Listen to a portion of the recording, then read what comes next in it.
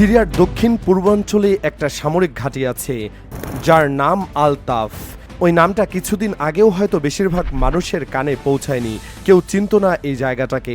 কিন্তু গত কয়েকদিনে যা ঘটে গেছে তাতে এই ঘাঁটিটা এখন মধ্যপ্রাচ্যের সবচেয়ে আলোচিত আর বিতর্কিত সামরিক স্থাপনায় পরিণত হয়েছে। ইরাক, জর্ডান আর সিরিয়া এই তিন দেশের সীমান্ত যেখানে এসে মিলেছে, ঠিক সেই ত্রিসীমান্তের উপর বসানো ছিল এই ঘাঁটি। আর সেখান থেকে হঠাৎ করেই সব সৈন্য আর সামরিক সরঞ্জাম গুটিয়ে নিয়েছে যুক্তরাষ্ট্র। এটাকে যদি কেউ একটা সাধারণ সামরিক সিদ্ধান্ত মনে করেন তাহলে তিনি ভুল করবেন, কারণ এই একটা পদক্ষেপ পুরো অঞ্চলের ভূরাজনৈতিক সমীকরণে যে ধাক্কা দিয়েছে তার কম্পন এখন তেল আবিব থেকে ওয়াশিংটন পর্যন্ত টের পাওয়া যাচ্ছে। গল্পটা শুরু 2014 সালে। তখন কথিত আইএস দমনের নাম করে যুক্তরাষ্ট্র সিরিয়ার এই কৌশলগত জায়গাটা দখল করে নিয়েছিল। একটা দশক পার হয়ে গেছে, তারপর আর আজ সেই একই যুক্তরাষ্ট্র নীরবে চুপচাপ সেই ঘাঁটি ছেড়ে দিতে বাধ্য হয়েছে। এর পেছনে রয়েছে এক জটিল সামরিক হিসাব নিকাশ আর ইরানের ক্রমবর্ধমান সামরিক শক্তির সামনে এক ধরনের অসহায়ত্ব। কৌশলগত আর সামরিক দুই দিক থেকে আলতাফ ঘাঁটি ছিল ইসরায়েল আর যুক্তরাষ্ট্রের জন্য অত্যন্ত দামি একটা সম্পদ। এর ভৌগোলিক অবস্থানই ছিল আসল শক্তি। সিরিয়ার রিফ দামেস্ক গভর্নমেন্টের অধীনে থাকা বিখ্যাত M2 হাইওয়ে নিয়ন্ত্রণ করত এ ঘাঁটি। বাগদাদ থেকে সোজা দামাস্কাস পর্যন্ত চলে যাওয়া এই একমাত্র প্রধান সড়কটা ইরান তার মিত্রদের কাছে ছিল জীবন রেখার মতো। যুক্তরাষ্ট্রের হাতে এই হাইওয়ে থাকার মানে ছিল ইরান থেকে সিরিয়া আর লেবানন এগুলোতে স্থলপথে অস্ত্র পাঠানোর রাস্তা বন্ধ রাখা, হিজবুল্লাহকে দুর্বল রাখা, তাদের সাপ্লাই চেন ভেঙে দেওয়া আর ইসরায়েলের দখলকৃত গোলান মালভূমিকে ইরানি হামলা থেকে নিরাপদ রাখা। সবকিছুই এই ঘাঁটি টিকিয়ে রাখার পেছনের মূল কারণ ছিল। কিন্তু সাম্প্রতিক সময়ে পরিস্থিতি এতটাই ঘোলাটে হয়ে গেছে যে যুক্তরাষ্ট্র নিজেদের সৈন্যদের প্রাণ বাঁচাতে এই অমূল্য কৌশলগত অবস্থান ছেড়ে দিতে বাধ্য হয়েছে। এই ঘাঁটিতে কি কি ঘটেছিল সেটা জানলে বোঝা যাবে জায়গাটা কতটা গুরুত্বপূর্ণ ছিল। সেখানে ইসরায়েল অত্যাধুনিক নজরদারি বেলুন বসানো ছিল, যেটা 24 ঘন্টা আকাশ থেকে ইরান আর তার আশপাশের এলাকার উপর নজর রাখত। বিশাল আকৃতির এই আকাশে ভাসা নজরদারি যন্ত্র ব্যবহার করে ইসরায়েল দীর্ঘদিন ধরে অত্যন্ত গোপনীয় আর গুরুত্বপূর্ণ গোয়েন্দা তথ্য সংগ্রহ করে আসছিল। বিস্তীর্ণ এলাকা জুড়ে ছড়িয়ে থাকা এই ঘাঁটিতে মজুদ ছিল যুক্তরাষ্ট্রের বিপুল পরিমাণ সামরিক বাহিনী আর ভারী আর্টিলারি। সবকিছুর লক্ষ্য একটাই ছিল, M2 হাইওয়ে দিয়ে ইরান যেন কিছুতেই সিরিয়া আর লেবাননে মারণাস্ত্র পাঠাতে না পারে সেটা নিশ্চিত করা।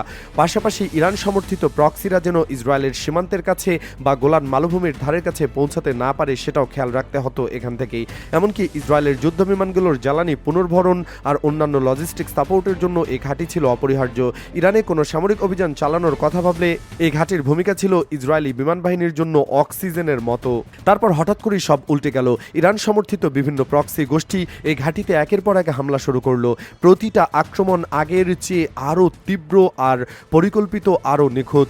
পেন্টাগনে বসে থাকা সামরিক কৌশলবিদরা হিসাব কষে দেখলেন যে ইরান যদি সরাসরি হামলা চালায় তাহলে এই মরুভূমির মাঝখানে বিচ্ছিন্ন ঘাঁটিতে থাকা আমেরিকান সৈন্যদের বাঁচানো প্রায় অসম্ভব হয়ে যাবে।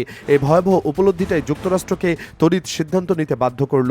জরুরি ভিত্তিতে সব সৈন্য আর সামরিক সরঞ্জাম সরিয়ে নেওয়া হলো ঘাঁটি থেকে। গতকালই যুক্তরাষ্ট্র আনুষ্ঠানিকভাবে এই তথ্য স্বীকার করেছে। মিডল ইস্ট মনিটর সহ আন্তর্জাতিক বিভিন্ন সংবাদ মাধ্যম এই ঘটনাকে অত্যন্ত গুরুত্বের সাথে প্রচার করেছে, কারণ এর প্রভাব পড়বে পুরো মধ্যপ্রাচ্যের ভবিষ্যতের ওপর। এই খবরে সবচেয়ে বেশি ঘাবড়ে গিয়েছিল ইসরায়েল। তেল আবিব থেকে ওয়াশিংটনে বারবার অনুরোধ পাঠানো হয়েছিল এই ঘাঁটি যেন কোনোভাবেই ফেলে রাখা না হয়। ইসরায়েলের যুক্তি ছিল পরিষ্কার, ঘাঁটি খালি হওয়া মানেই ইরানের প্রক্সিদের জন্য গোলান মালভূমির দরজা হুট করে বন্ধ হয়ে যাওয়া। এই হাইওয়ে দিয়ে এখন বিনা বাধায় শক্তিশালী মিসাইল আর ভারী অস্ত্র নিয়ে গোলান মালভূমির একেবারে দোরগড়ায় পৌঁছে যাবে ইরানের সমর্থিত গোষ্ঠীগুলো। কিন্তু ইসরায়েলের এই মরিয়া আবেদন সত্ত্বেও যুক্তরাষ্ট্র নিজেদের সৈন্যদের জীবনকে বেশি গুরুত্ব দিয়েছে আর ইসরায়েলের অনুরোধ ফিরিয়ে দিয়েছে। আনাদোলু নিউজ এজেন্সির সেন্টকমের উদ্ধৃতি দিয়ে নিশ্চিত করেছে যে ঘাঁটিটি সম্পূর্ণভাবে খালি করা হয়েছে। এখন প্রশ্ন হলো, আমেরিকার ফেলে যাওয়া এই শূন্যস্থান কে দখল করবে? উত্তরটা আসতে দেরি হয়নি। ইরানের মেহর নিউজ এজেন্সি নিশ্চিত করেছে যে পপুলার মোবিলাইজেশন ফোর্সেস আর সিরিয়ার ভেতরে থাকা ইরান সমর্থিত প্রক্সিরা ইতিমধ্যে এই ঘাঁটি দখল করে নিয়েছে। আরও ভয়ঙ্কর খবর হলো, তারা এই ঘাঁটিতে ইসরায়েলের বিরুদ্ধে পদাতিক হামলার জন্য একটা ফরওয়ার্ড বেস হিসাব প্রস্তুত করছে। যুক্তরাষ্ট্রের জন্য আরও বিব্রতকর বিষয় হলো, তারা চলে যাওয়ার সময় তাড়াহুড়োতে ঘাঁটির অবকাঠামো ধ্বংস করে যেতে পারেনি। এত বিশাল একটা ঘাঁটির সব স্থাপনা ধ্বংস করতে যে সময় আর বিস্ফোরক দরকার ছিল সেটা তাদের হাতে ছিল না। ফলে ইরান সমর্থিত শক্তিগুলো পেয়ে গেছে একটা সম্পূর্ণ প্রস্তুত সামরিক ঘাঁটি। ইরান তাদের IRGC-র মাধ্যমে বিপুল পরিমাণ ড্রোন আর মাল্টিপল রকেট লঞ্চার সিস্টেম সরবরাহ করেছে এই প্রক্সিদের হাতে। এখন তারা সেখানে মোতায়েন করেছে তাদের নিজেদের সামরিক ইউনিট। আরও ভয়ঙ্কর তথ্য আসছে ইসরায়েলি সূত্র থেকে। গোলান মালভূমির যে বাফার জোন সিরিয়া থেকে নতুন করে দখলের পর ইসরায়েল ঘোষণা করেছিল, সেখানেও ঢুকে পড়েছিল ইরান সমর্থিত মিলিশিয়ারা, আর তারা সাথে নিয়ে গেছে ভারী অস্ত্র।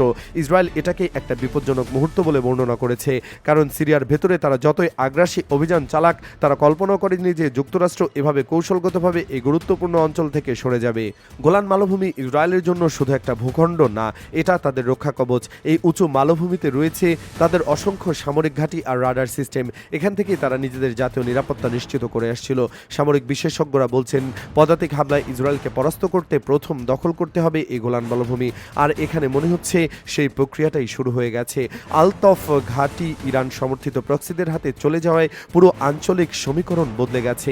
M2 হাইওয়ে, যেটা ইরাকের মধ্য দিয়ে সরাসরি দামাস্কাস হয়ে লেবাননের সীমান্ত পর্যন্ত চলে গেছে, সেটা এখন পুরোপুরি ইরানের পরোক্ষ নিয়ন্ত্রণে। মানে হিজবুল্লাহকে শক্তিশালী করা, গোলান মালভূমিতে অস্ত্র সরবরাহ করা আর সিরিয়ায় নিজেদের প্রভাব বাড়ানো এখন ইরানের জন্য আর কোনো বাধা নেই। এর চেয়েও বড় চিন্তার বিষয় হলো, ইরান যদি তার প্রক্সিদের মাধ্যমে এই এলাকায় আকাশ প্রতিরক্ষা ব্যবস্থা আর রাডার বসায়, তাহলে ইসরায়েলের যুদ্ধবিমান ইরানে হামলা চালানোর আগেই সেই তথ্য পেয়ে যাবে।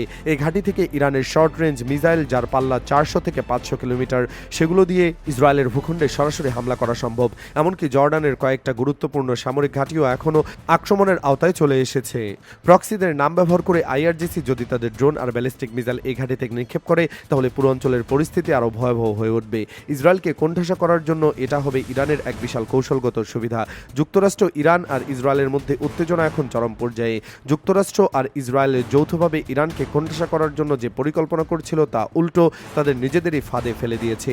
ইরানের সামরিক উত্থান আর তাদের কৌশলের কাছে তারা প্রমাণিত হয়েছে অনেকটাই অসহায়। এমন পরিস্থিতিতে নতুন মাথা ব্যথা হয়ে দাঁড়িয়েছে চীনের ব্যাপক সহযোগিতা। চীন এখন কোনো গোপনীয়তা ছাড়াই ইরানের পক্ষে দাঁড়িয়ে গেছে। ইরানের উপকূলে চীনের যুদ্ধজাহাজ মোতায়েন আর প্রযুক্তিগত সহায়তা সবই এখন প্রকাশ্য। যুক্তরাষ্ট্র এখন ভাবছে চীনের মনোযোগ অন্যদিকে সরাতে হবে, আর সেই পরিকল্পনার অংশ হিসেবে জাপানকে উস্কে দিয়ে চীন জাপান উত্তেজনা বাড়ানোর চেষ্টা চলছে। বাংলাদেশ সহ বিভিন্ন আন্তর্জাতিক সংবাদ মাধ্যম নিশ্চিত করেছে যে চীন আর জাপানের মধ্যে উত্তেজনা এখন তুঙ্গে। জাপান দ্রুততার সাথে চীনের কয়েকটা বড় মাছ ধরার জাহাজ আটক করে নিয়ে গেছে। চীনের অভিযোগ, তাদের নিজস্ব সীমানা থেকে এই জাহাজগুলো আটক করা হয়েছে, কিন্তু জাপানের বক্তব্য ভিন্ন। তারা বলছে বিতর্কিত দ্বীপপুঞ্জের কাছে এই জাহাজগুলো মাছ ধরছিল, যা আন্তর্জাতিক আইনের পরিপন্থী। তাইওয়ান উপকূলের কাছে জাপানের যে দ্বীপমালা রয়েছে, সেখানে তারা বিভিন্ন ধরনের যুদ্ধ বিমান মোতায়েন করেছে। যুক্তরাষ্ট্রের বিখ্যাত HIMARS multiple rocket launcher system আর অত্যাধুনিক মিসাইল স্থাপন করা হয়েছে। এসব পদক্ষেপ তাইওয়ান ইস্যুকে কেন্দ্র করে উত্তেজনা আরও বাড়িয়ে দিয়েছে। জাপানের প্রধানমন্ত্রী ঘোষণা দিয়েছেন, চীন যদি তাইওয়ানে আক্রমণ করে, তাহলে নিজেদের নিরাপত্তার সাথে চীনের বিরুদ্ধে লড়বে জাপান। যুক্তরাষ্ট্র চেষ্টা করছে চীনকে জাপান বা তাইওয়ান ইস্যুতে ব্যস্ত রাখতে, যাতে মধ্যপ্রাচ্যে ইরানকে সহায়তার বিষয়ে তাদের মনোযোগ কমে। কিন্তু বাস্তবতা হলো, চীন এখন একটা সুপার পাওয়ার, আর একসাথে একাধিক ফ্রন্টে যুদ্ধ করার ক্ষমতা তাদের আছে।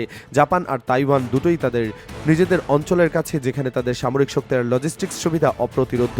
চীনকে ব্যস্ত রাখার এই কৌশল কতটা কাজে আসবে সেটা এখনই বলা কঠিন। আর এর মাধ্যমে যুক্তরাষ্ট্র ইরানকে চীনার সহযোগিতা থেকে বিচ্ছিন্ন করতে পারবে কিনা সেটা সময় বলে দেবে। মধ্যপ্রাচ্যের এই জটিল দাবা খেলায় প্রতিটা পক্ষই সেরা চাল চালার চেষ্টা করছে, কিন্তু আলতাফ ঘাঁটি থেকে যুক্তরাষ্ট্রের প্রত্যাহার আর ইরান সমর্থিত শক্তির হাতে চলে যাওয়া নিঃসন্দেহে এই খেলার একটা গুরুত্বপূর্ণ টার্নিং পয়েন্ট। আগামী দিনগুলোতে এই পরিস্থিতি কোন দিকে মোড় দেয়, তা পুরো বিশ্বের জন্য অত্যন্ত গুরুত্বপূর্ণ হয়ে উঠেছে।